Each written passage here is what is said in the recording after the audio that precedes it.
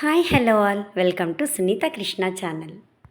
ఈరోజు నేను రొయ్యల కర్రీని ఈజీగా టేస్టీగా ఎలా ప్రిపేర్ చేయాలో చూపించబోతున్నానండి. ఈ తీరులో చేసేటటువంటి రొయ్యల కర్రీని ఎవరైనా ఇష్టంగా తినేస్తారు. ఇక కర్రీ ప్రిపరేషన్ని మొదలు పెట్టేద్దామా? ముందుగా స్టవ్ మీద కడాయి పెట్టుకొని 5 స్పూన్స్ ఆయిల్ వేసుకున్నాను. ఆయిల్ కొంచెం వేడెక్కిన తర్వాత కొంచెం అంత పసుపు, కొంచెం అంత సాల్ట్ని యాడ్ చేసుకున్నాను. సాల్ట్ కొంచెం వేసుకోవాలి. ముందుగా మనం సాల్ట్ ఎక్కువ వేసినట్లయితే రొయ్యలంతా ఉప్పగా అయిపోతాయి. ఇక్కడ నేను బాగా కడిగి శుభ్రం చేసినటువంటి రొయ్యల్ని 1.5 కేజీ తీసుకుంటున్నానండి. వేడెక్కినటువంటి ఆయిల్లో ఈ రొయ్యల్ని వేసేసుకుందాం. పసుపు ఉప్పు కలిసే విధంగా రొయ్యల్ని కలుపుకొని రొయ్యల్లో ఉన్నటువంటి వాటర్ ఇంకిపోయేంత వరకు మీడియం ఫ్లేమ్లో పెట్టుకొని రొయ్యల్ని ఉడికించుకుందాం. రొయ్యలు ఇలా ఉడికేటప్పుడు వాటర్ అనేది ఎక్కువగానే వచ్చేస్తుంది. అది ఇంకిపోయేంత వరకు ఉడికించుకుందాం. ఈ కర్రీ ప్రిపరేషన్ నేను ఇండక్షన్ స్టవ్పై చేస్తున్నానండి. 1400 వాట్స్ ఇండక్షన్ స్టవ్ ఇది. ఈ కర్రీ వేగడం ప్రాసెస్ అనేది నేను 1200 వాట్స్లో పెట్టుకుని ప్రిపేర్ చేస్తున్నాను. చూసారు కదా, రొయ్యల్లో ఉన్నటువంటి వాటరు ఇంకా ఎక్కువగానే వచ్చేసింది. అలా అది ఇంకిపోయేంత వరకు మనం ఫ్రై చేసేసుకుందాం. రొయ్యల్లో ఉన్నటువంటి వాటర్ కొంచెం తగ్గింది కదండి. ఈ స్టేజ్లో మనం 1/2 స్పూన్ అల్లం వెల్లుల్లి పేస్ట్ని యాడ్ చేసేసుకుందాం. అలానే 1.5 స్పూన్ ధనియా జీరా పౌడర్ని యాడ్ చేసేసుకుందాం. నేను 2 స్పూన్స్ కారాన్ని వేస్తున్నాను. మీ రుచికి సరిపడినంత కారాన్ని మీరు అడ్జస్ట్ చేసుకోండి. కొంచెం అంత గరం మసాలాను కూడా యాడ్ చేస్తున్నాను. మనం వేసినటువంటి ఇంగ్రీడియంట్స్ అన్నీ కలిసే విధంగా అడుగు పట్టకుండా చక్కగా కలిపేసుకుందాము.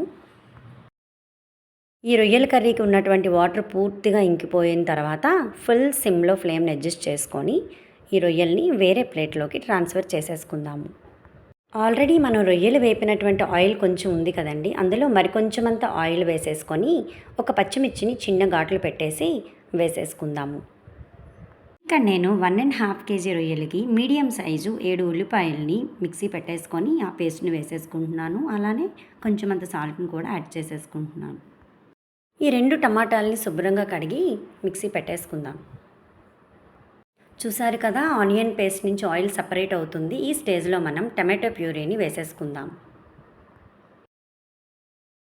టమాటో ప్యూరీ పచ్చివాసన పోయేంత వరకు వేపేసి ముందుగా మనం రొయ్యలు వేపుంచుకున్నాం కదండి, ఆ రొయ్యలను కూడా వేసేసుకుందాము.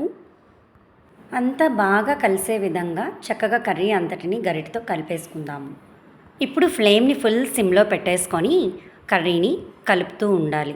కొద్దిసేపు ఇలా కలిపిన తర్వాత మూతను పెట్టేసుకుందాము.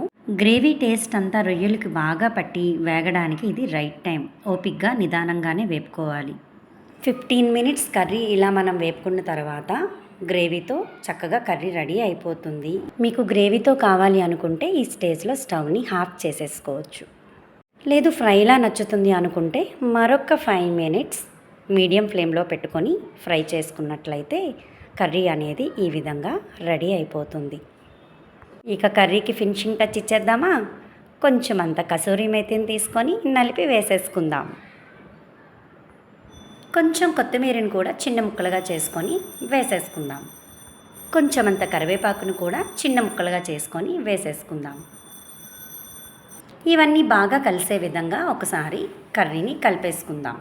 హైలో పెట్టేసుకొని ఒకసారి కర్రీ అంతా టాస్ చేసేసుకొని స్టవ్ని ఆఫ్ చేసేద్దాం. ఈ రొయ్యల కర్రీ చపాతీతో చాలా బాగుంటుంది. అలానే రైస్తో కూడా చాలా బాగుంటుంది. కొంచెం అంత నిమ్మరసం వేసుకొని ఆనియన్ నంచుకొని తింటే చాలా అంటే చాలా బాగుంటుంది.